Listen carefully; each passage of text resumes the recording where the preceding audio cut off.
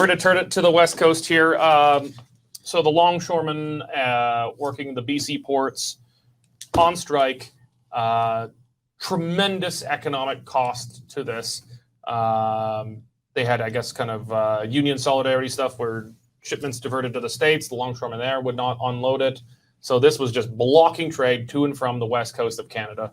Hugely disruptive. They come to a deal.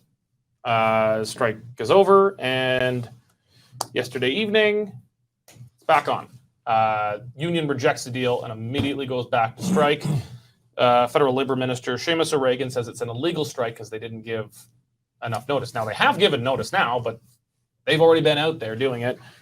Parliament's being recalled. I'm supposed to meet with an MP soon. Can't really happen now because they're all heading back to Ottawa. I guess we'll talk. It's obvious how disruptive it is. Maybe we'll talk more about the politics of it. This is going to really put, I think, some strain on the Liberals' quasi-coalition agreement with the NDP. Union dock workers in British Columbia. I mean, if the NDP can't get those guys on side, they're done. You know, that's supposed to be bread and butter. Those kind of voters actually kind of go between Conservative and NDP, kind of skip the Liberal in the middle there. But the NDP have been adamantly opposed to any back-to-work legislation. This could take a few potential forms, but Parliament's coming back. That probably means back-to-work legislation. And the union gave Ottawa, especially the Liberals, which are keenly aware of the politics around this, gave them the excuse by engaging in what they've characterized as a illegal strike, wildcat strike. If we get back to work legislation, do you think, we'll start with you, Corey, are the Liberals going to be able to kind of square it in a way that they can get the NDP to support them, or is this going to be a one-time deal where they actually have to cut a deal with the Conservatives? Well, I think in this case, the Conservatives would support back-to-work legislation so the NDP can vote on principle against it. But it still weakens Singh every time he yaps on the sidelines saying, I'm going to hold Trudeau accountable to this and to this and to this, when he's been the linchpin of that government for quite some time now. He can't keep rolling over for the Liberals. I mean, this would be actually a voting against circumstance, but it won't be a confidence thing and it'll pass. But his own base of support's got to be getting tired of this. I mean, at what point are you actually going to be the democratic socialists you claim you are and say that's enough? We have to start voting against this government. So it'll put a lot of pressure on. Nigel, if you're you're Justin Trudeau, how are you trying to sell this to the Conservatives? Because they're the official opposition. They're leading in the polls. They're the threat to take your job as Prime Minister.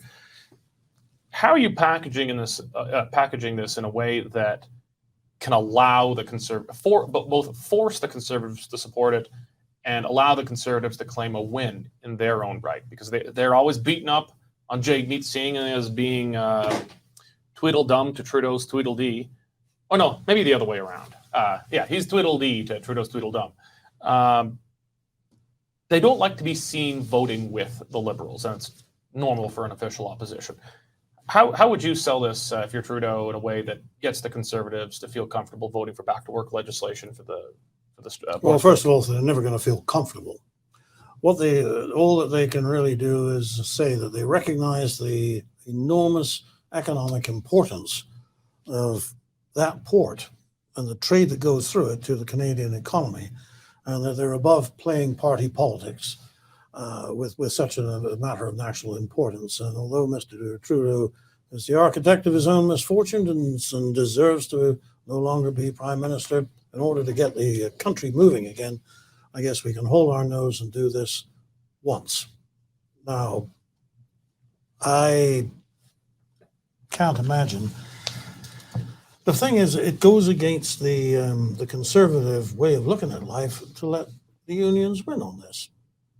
I mean, what would the Conservatives do if they were the ones in office right now? Well, you bet they'd be fighting this tooth and nail, and they would take every action necessary to bring that port back into operation. So they really don't have much option, and they would then reserve most of their contempt for the NDP, where it would be well placed, I must say.